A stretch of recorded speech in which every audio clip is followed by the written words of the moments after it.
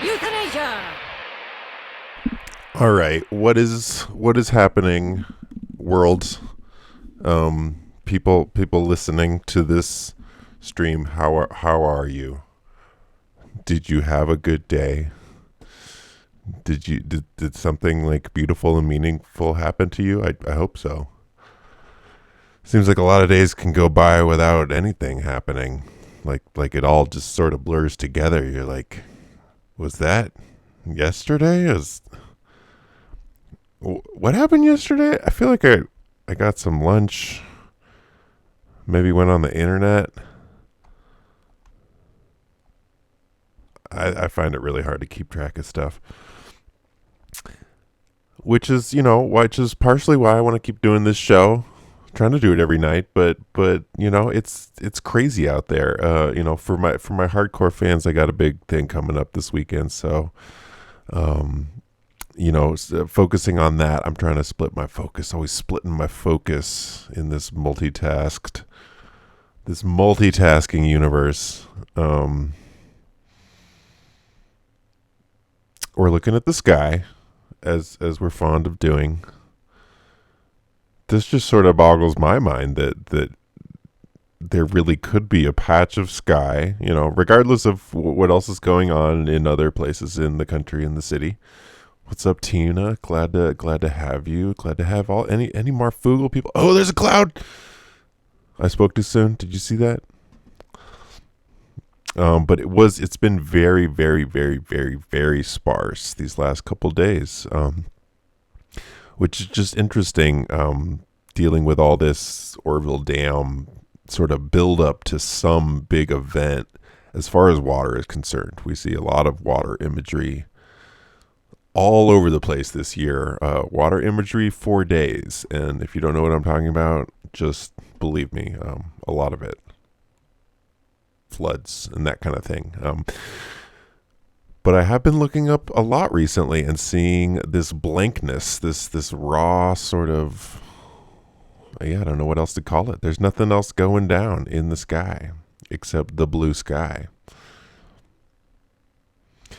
And I'm trying to scroll over. I'm wondering if I could catch this moment, and I believe it. I'm guessing, with all these things, maybe they're robot bees, maybe they're just regular bees.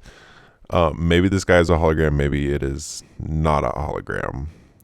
But do you see that color change? Maybe this is just my camera, right? Here is the blue sky. And then, bam, from 1 second to the next, it gets this grayish kind of, it's a completely different color tint, like a completely different color scheme. And maybe it's just the GoPro doing autofocus. And it's really, I guess I'd have to time and find out exactly when this moment is happening, but it seems to happen every single day, and it's a much more drastic change than brightness, right? From this color to this color. And it happens every day. And I think, people are just spacing, they're watching their phones. They're not going to be looking up at the sky at this exact second when this happens. But when you have the time lapse, obviously you can look directly into the moment. And that still weirds me out. I'm not an optical camera scientist, but right, could this be the sun simulator turning off? They must have to turn it off at a certain point, and then we get the true color, which is this much grayer, darker, sort of creepier Do you see what I'm saying? Still working on this. I haven't gotten to the full bottom of this storyline here, but something I'm looking into. But it really is, it's beautiful out there, regardless sun simulator or not. The sun, the bees and the plants and all those people, they don't differentiate between real sun and sun simulator. They're just going for it, right? Get that honey, you hexagon maker. And I am happy to see the bees, because earlier in the season I saw some pretty rough off bees, and it seems like they've turned the corner. Right, again, I looked pretty close. They don't seem to be robots, but with technology these days, they can do a lot. So that's mainly what I got for you in the weather department. Bees, clear skies, and a changing background.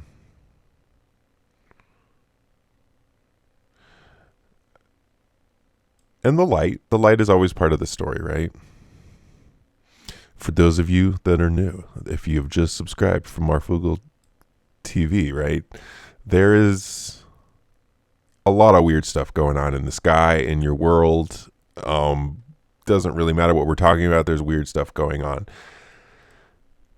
There seems to be, and it really is hard for me to put, or anybody to put their finger on it. There seems to be some sort of already electromagnetic anomalies and strange things happening to electronic devices.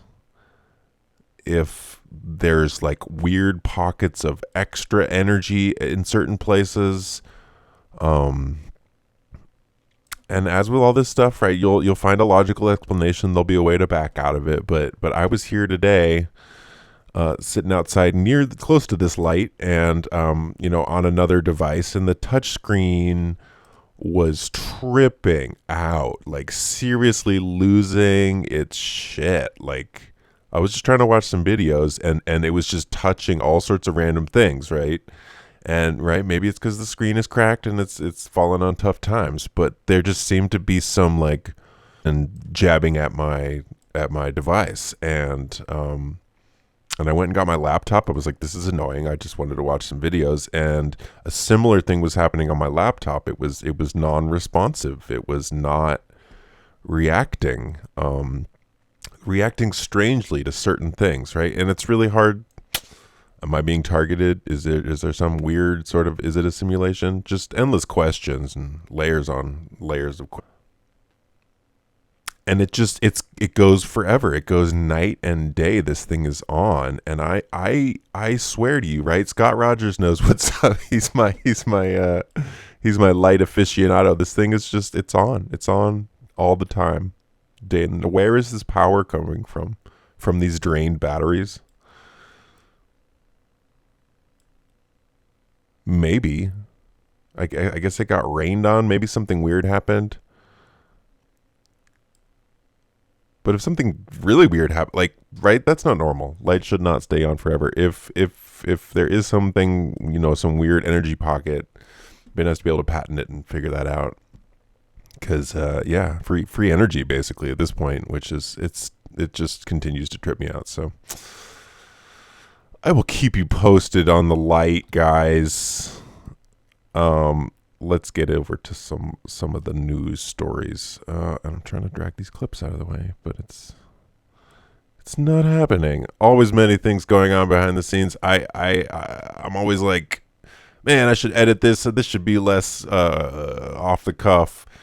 But then I would never make a show, right? I was sitting here trying to organize these clips and think about what I was going to say, and you can organize and plan forever, but in the end, you got to just get out there and just say what's up. What is up? What is up, guys?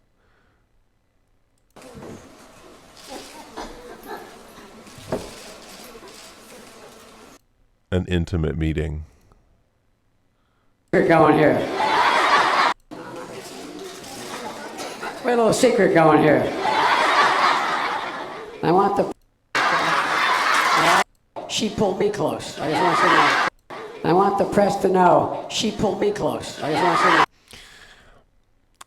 I guess we talk a lot about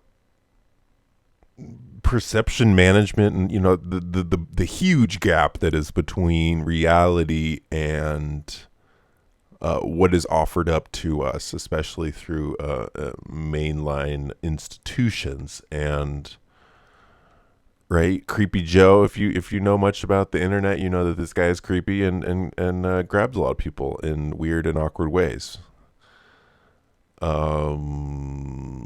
Right, nothing proven that is too horribly graphic, but just that much too long shoulder grab for the underage daughter that is in the picture.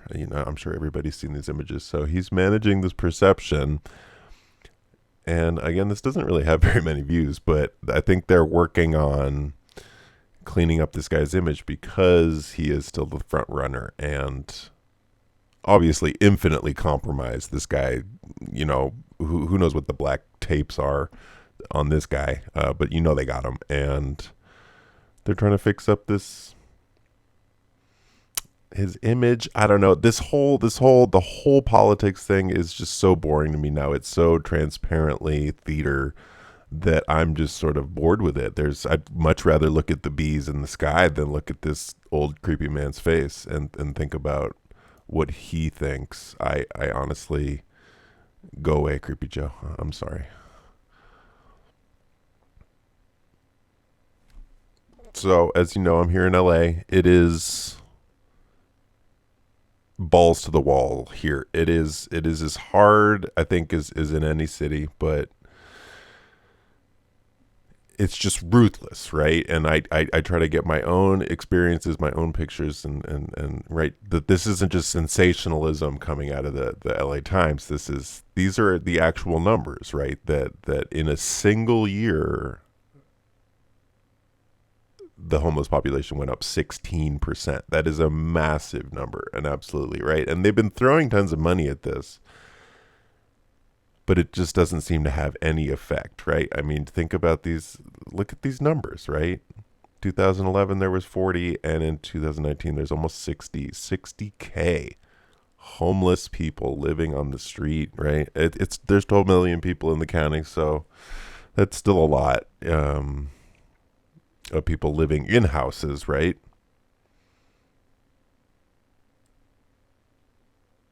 And a lot of people are worried about this, the health crisis that's being bred because there is typhus and other sort of diseases that goes through these camps, and then they wash them out. But I could see some sort of non-organic scenario coming about where a major disease runs through one of these camps and then spreads to the local population, and then some serious changes can be made at that point because it just has a lot of things together: disease control, mandatory vaccinations. I didn't say that word. I don't know what that word is. Vaccinations.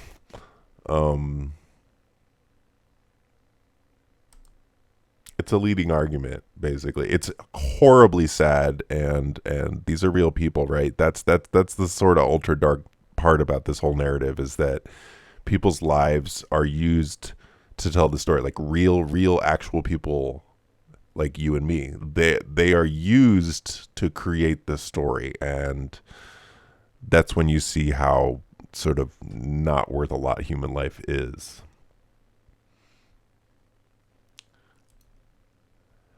But that news is right up against just the massive wealth that is continuing to expand. And I just thought this was kind of hilarious that Apple had their event, and they talked about their new professional level computer, which a lot of people were complaining about the old model being stupid and not professional friendly.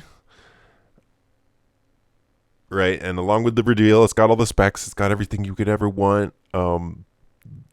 The low spec version starts at $6,000, right? That's a lot of money for a computer, and that's not even the one you want. You're definitely going to have to upgrade that thing to about $10,000 if you really want a usable computer. And now you can just hook it up to any old monitor, but you definitely want to get their monitor, the Apple monitor, which is $4,000. And for some reason, they didn't bundle the price of the stand to hold up the monitor you have to just buy the monitor separately, like as a flat panel. And then I guess you could just leave it on your table, if you don't want to spring for the stand. But the stand is as much as an iPhone X, or $1,000. That's a big number for a stand.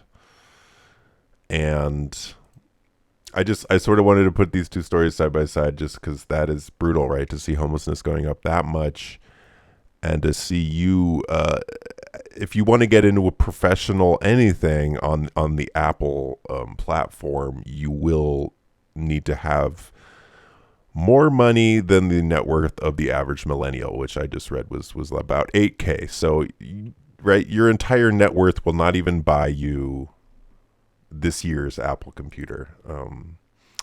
Just thoughts. These are all just random thoughts. I'm realizing this isn't like horribly centered. Maybe I can like move that over a little bit. We talk a lot about getting poisoned and getting hurt, and sort of the damaging things that are coming from the sky, from the food, from the culture. Just all of that in general seems to be meant to sort of tear us down a little bit, and also shorten our lifespans, because there's too many people. That's definitely a core narrative in this particular euthanasia episode. But I think it's more than just thinning the herd and thinning out the population. It's about finding the genes, right? And this ties back into the eugenics movement of the early 20th century. That they're trying to strengthen this species, right, for the times to come. They want to have people around that can handle heavy doses of EMF radiation without developing cancers, right? That's the type of people that we're going to need in the future. If we're all going underground and we're going to have to live off rations for multiple years, they're going to want to have people that can literally, right, just eat Doritos for months and be chill with that. And also that, right, their body is chill with it. That these are the types of humanoids that are capable of just sucking down some really gross food paste for a decade or more, and not have that end the species, right? And if you look at it from that point, it sort of makes sense to me, right? Like, you got to get the strong ones ready for this next phase when Planet X or whatever shows up, and we all get just massively irradiated. And I think this story just sort of points that out, because it is a common gene mutation now that people have to adapt to these high sugar diets, which I definitely have myself. And this is a gene variant that is not in everybody, or only certain people have this. And right, sugar seems, I don't know, easier to produce, easier to live, cheaper in some way. I could see, sugar-based diets being a thing in the deep underground military bases. I could definitely see that being a thing. Stories on stories. Batteries are a huge problem in this modern era because they are so short-lived, and lithium-ion really doesn't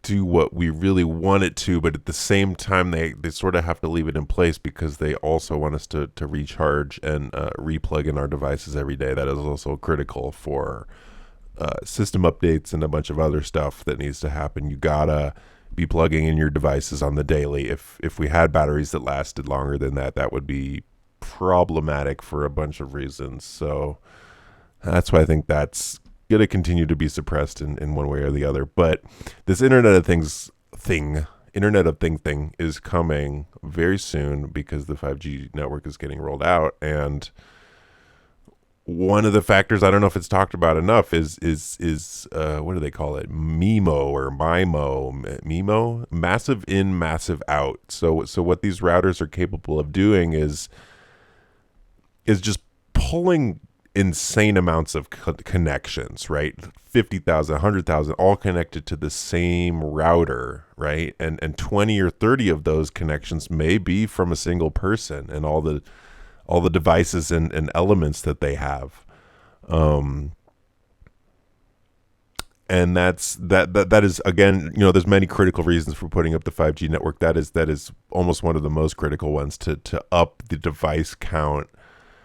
Because I'm sure you've all known, if you have a bunch of friends over, you have a party, and you give everybody the Wi-Fi password, then you can get trouble with your network. You maybe get kicked out of your network, or have some issues there. So that is an issue that is going to be solved with 5G. And then we're going to need batteries in everything, right? And they talk a lot about this, from pill bottles to just your food.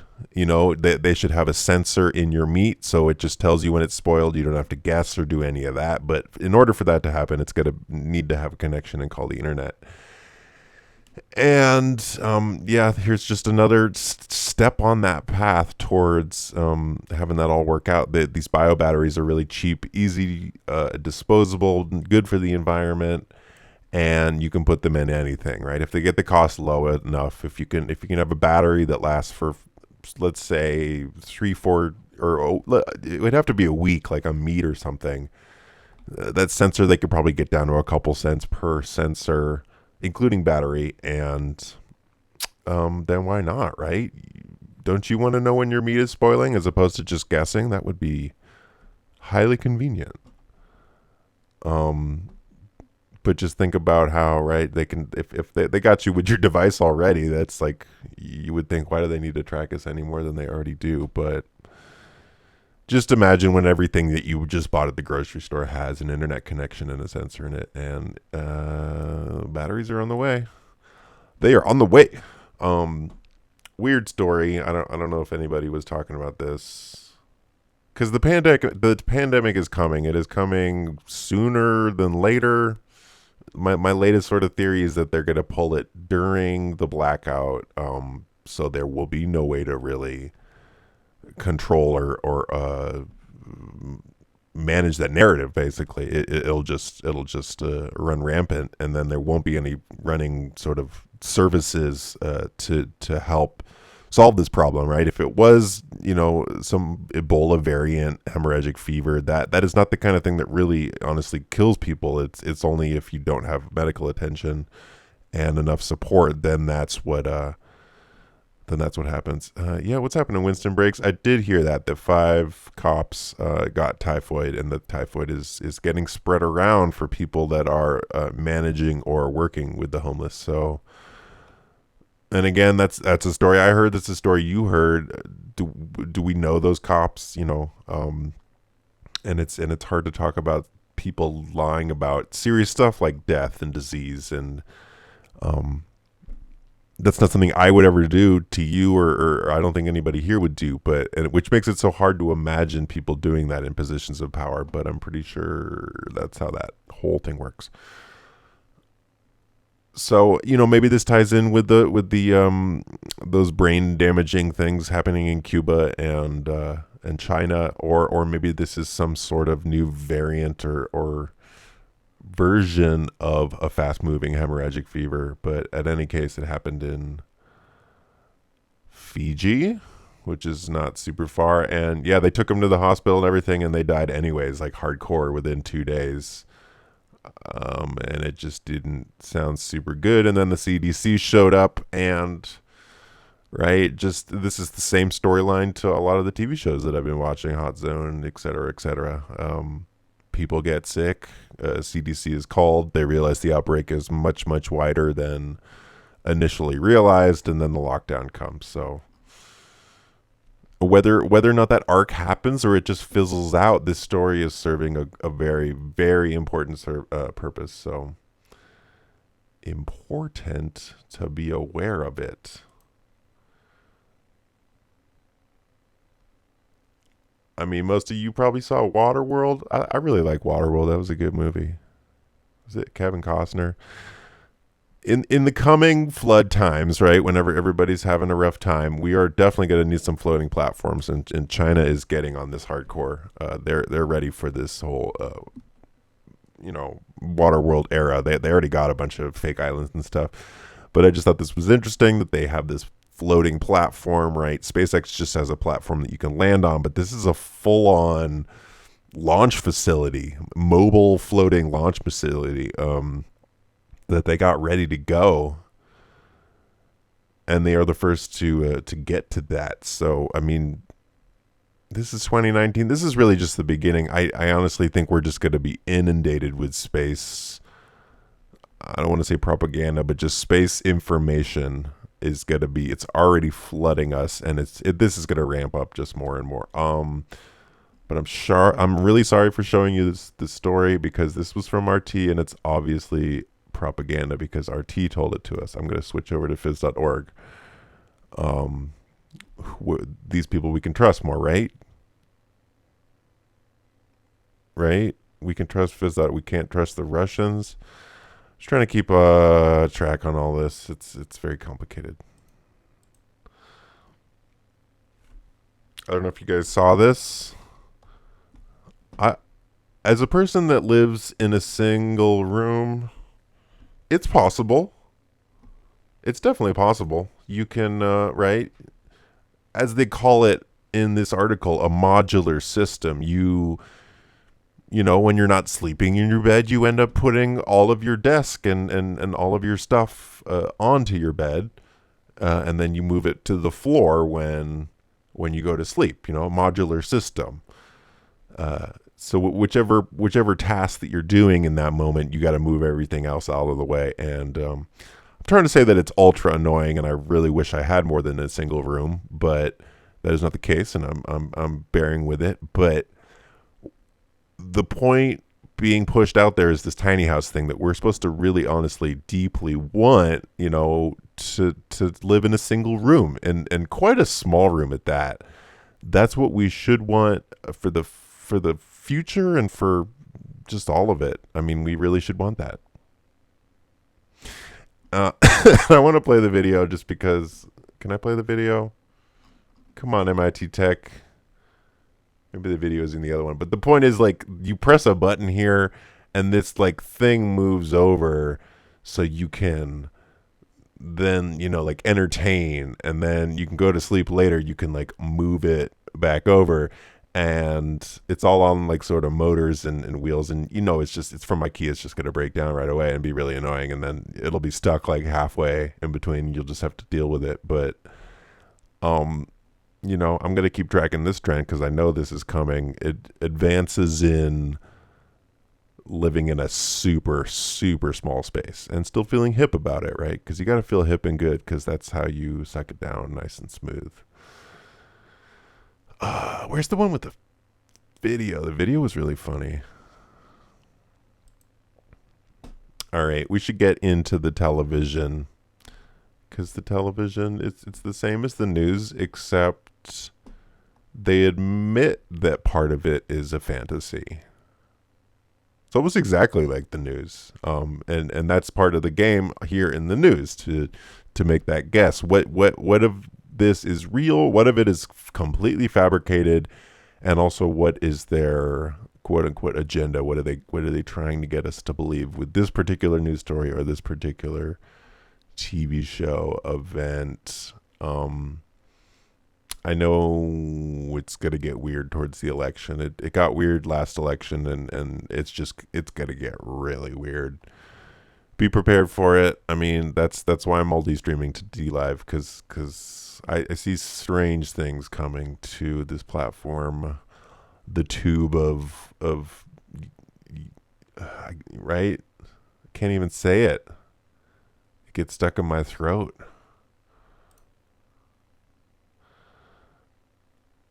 Let's go to the TV. Obviously, the world is melting down, and we need to worry about that. That's sort of the main problem that we're dealing with. So, yeah, it's getting late, guys. It is 3:30. I'm about to call it myself, but I appreciate you guys sticking around with me. We're just going to get a little bit into this TV element. Because the theme in a lot of this is that there's too many people, right? There's too many of us. If there weren't so many people, then we wouldn't have 16% homeless in Los Angeles. We would have way less. Because that's the major problem, that there's just honestly too many of us, and we're all sucking up the resources, and there's there's majorly limited resources, and you'll find a lot of things sort of hippifying and making that cool that we got to save our resources.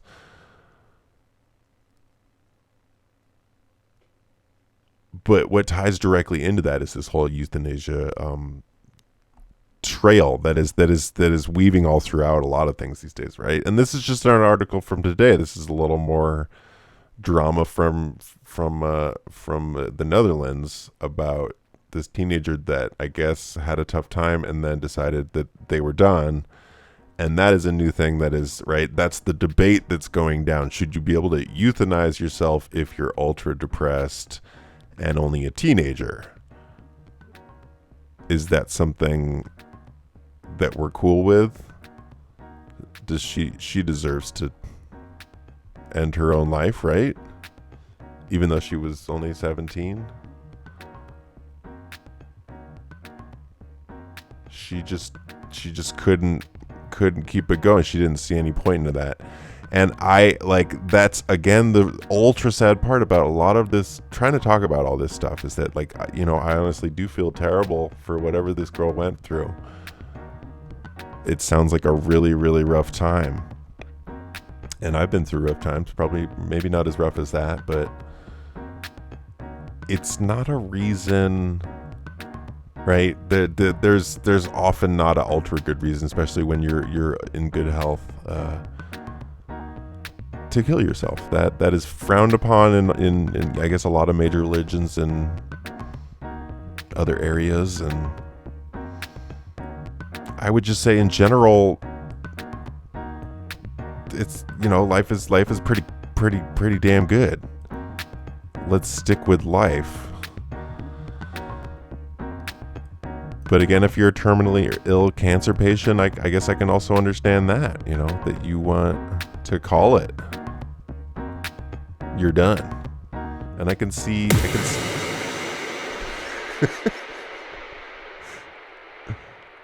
my own bumper cut me off here. Euthanize it. It's time. Euthanized? Euthanized humanely. Any human that bites a dog gets euthanized. Because I'd rather get euthanized. Only be euthanized as a last resort. Sweet euthanasia! Euthanasia. Wait, what do you mean euthanasia? Euthanasia for the mentally feeble. Protest against euthanasia. Right, and that is just a very small selection of the available clips mentioning euthanasia. It really is a big topic in television. And before we get into this terrible show, you know, I was watching a little more of The Society. It's a similar debate here. They're asking, you know, this guy is a bad guy. He possibly murdered somebody. Should we kill him? Let's kill him. It'd be easier. Let's just stop talking about him and then kill him. And they let him go. I'm guessing what's going to happen in the show, and, you know, don't give it away if you already watched it, that he's going to do something real bad, and everybody's going to regret letting him go. That he should get euthanized. Who decides who gets euthanized? Can you get euthanized against your will? You know, these are sort of the questions that we're meant to sort of swirl around in our minds. What is okay here in this scenario? And just wanted to call your attention to the black and the white and the star. Here's our main character in this show. Rocking the black, rocking the white, and rocking that 5-pointed star. In basically all of the scenes. Now, I did something. We're just going to risk it. I did not edit my clips properly, so we may get this stream blocked and kicked off at this point. But I'm just gonna go for it. Let's risk it. Test thing. Getting out. I want the word getting out about this. Like, I don't want it to turn into a weird protest. If it's a slippery. Right, it's a slippery slope, et cetera, et cetera. He goes on a hunger strike, the guy that they're gonna kill for murder, and I guess he never like fully admits to it. He kind of does admit to it, but it is this whole debate about, you know, this guy is too dangerous and crazy for this community. We're gonna have to take him out, and that I would argue is like, you know, another form of euthanasia, and that's what's mentioned in a lot of those other clips from before, is that, you know, euthanizing is something you do to a dog that, or an animal that is past its prime, or maybe got rabies and is feeling a little evil. That's who you euthanize. And this is a whole debate about, I don't want it to turn into a weird protest. right? But that they realize that people can turn into martyrs if they are euthanized against their will. There's just a frame from that same show. If you look into this mud flood stuff, I thought it was very interesting that they showed this, you know, this beautiful arched dome with the tower leading up to this sort of Antiquitech marker up there. I definitely have started to agree with these guys that there's more going on in this architecture. Do you know how to build columns? Because I don't. But what happens is they kill this guy, right? And it's a whole big long discussion and an emotional journey of, well, you know, we don't want to murder people. He murdered people. That's bad. But they end up going eye for an eye. They end up taking him out, and it is a very big, long, dramatic scene where everybody's like crying and they're sad about killing him. You know, is this the right clip? Right, this guy is like losing his shit because he just cannot picture doing it. Right, they're like vomiting, and it's just too emotional. It's too much. I can't like shoot my friend. That's too hardcore. And then the main lady, who is hardcore enough to run this world, you know, blonde, powerful woman. And again, you know, we can talk for days about gender and the shifting roles, but obviously the powerful woman has to come in and do this job that this stupid, lame man could not do. And she is the one that ends up killing him, right? And there again is your 5-pointed star. But she takes him out and handles it like a boss, right? She cries. It's an emotional thing, but she realizes she has to do it to save everybody, right? Even at his protests. And again, notice the checkered, the black and the white, the black and the white. It's over and over in this show. Jesus. Right? And this argument is made over and over and over again that we are not. There's too many of us. It's rough out there. We gotta just slim down a little bit, and there's gonna be some loss of life. There's gonna be some murder. There's gonna be some death.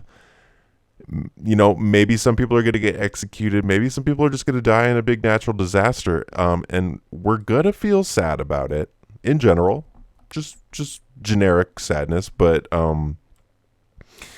it's going to be necessary for the fight, for the battle, for whatever you want to call it, you know, to keep this whole game going. And that's, again, you know, how much of that is reality. I do appreciate we got to save our resources. You know, I'm running out of sodas all the time. Like you got to just keep going. But we suck up resources, but at the same time, how much is too much? How much do we know? Okay, so let's keep it moving on. It's 3:33. You are right, Scott. It is 3:33, which is the number that I keep saying over and over in my life. I just want to touch really quick on the show that is in the title because, you know, that's part of my obligation. If I make a thumbnail, I should at least mention what's in the thumbnail. So this is a show that probably nobody has seen. It's called Mary Kills People. It's on Global, which is, I guess, a Canadian channel show. I catch some of their streams sometimes, but I guess they make some original content. They mostly do reruns of other people's stuff. So that's where that's coming from. Not a great, expert production team or anything by that matter, but still getting out there. And this is in its 3rd season, right? So this has been in people's brains for a minute there now. Single mother Mary Harris is an ER doctor by day, but by night she and her partner, a former plastic surgeon, moonlight as underground angels of death, who help terminally ill patients slip away on their own terms. And this thing is just, right, not very popular. And I honestly couldn't watch it. It is unwatchable content. but at the same time, and I think that's part of what makes it so unwatchable, is this heavy-handed, just single issue that it's pushing. Here's an entire show that's running for multiple seasons, and the only thing about it is euthanasia. Good night, Scott Rogers. It is great having your support. I appreciate everybody out there in the chat. You know, it does take some conscious effort and energy to type words into the chat, and I appreciate it. It's not taken for granted, I would say. Right, and I'm I guess less worried to play this clip because it's global, but I still got to watch out a little bit. But the basic premise is that is this entire show. The entire show is about the debate of whether euthanasia is okay, and we keep this argument over and over again of, you know, should this person be allowed to do it? What, you know, and we should feel bad for these characters too, that they have to sneak around the law, because that's a big part of the show, that they're skirting the law and risking everything, their career and their medical license and everything, to do this. And that, you know, obviously the stance that you're supposed to have is that this is noble. What happened to helping people? Not sure about it. To helping people. And I will see you later. Do you have... Well, I'm sorry, but we can't help you today. We're working on Time. Can't help you today. Yeah, I guess I'm getting... There do... Right, and that is the part I did watch. There's this old guy that who knows, probably has some disease that they explained. And he's like, I thought we were going to do it today. I'm ready to die. And then he's all just like pissed and depressed. Like, dude, I thought today was the day. What the fuck? And she's like, well, you know, the cops, they're watching us, you know, so we got to be careful. I can't off you today specifically. Sorry, bro. And he just sort of has a hissy fit about it, you know. You're... Maybe... choose their own death. Choose their own death. And I would say that probably encapsulates all 3 seasons of that entire show. I really honestly have no interest in watching any more of it. But I think you guys all get the argument that I'm trying to make here, so I think I'm going to call it for tonight. It is late, and I really need to do stuff. It's hard in the apocalypse. I find it hard in this apocalypse phase to get out there and be like, I gotta, you know, I'm busy. I really got to get to this thing because I got to do that. It all just feels a little fickle and silly because, well, I'm not saying it's over already, but it's we're heading into this later stage, I would say. So again, you know, all the more reason to go out and appreciate the natural things. I know this flower doesn't have an agenda.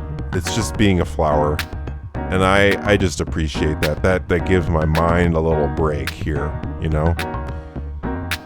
Just appreciate the flower's not trying to change my views on euthanasia. Not that I'm saying changing views is a bad thing, you know? You gotta... That I'm trying to change your guys' views, you know? That's how human civilization works. It's just makes it a little easier when you have millions of eyeballs at the very small click of a mouse when you're able to get that information to insane amounts of people all at once. That helps. But I'm gonna put my spin on it. That's I think one of the only ways to fight against these thought patterns. Well, at the same time, going along with them, right? I am chameleoning hard these days. You really got to watch who you're talking to, who you admit certain elements to, and whether you just talk about good old T-Man and how bad he is and that mean thing that he did to that guy. Did you hear about the mean thing? Man, that makes me mad. are so mad. I think I'm gonna... Well, I'm not gonna euthanize myself yet. I want to see what happens, right? But he should get euthanized. Who gets to live or die?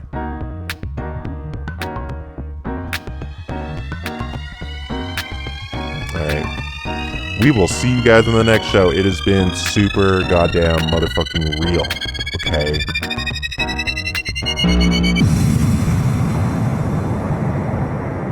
Good night. Good morning. Good day. Later.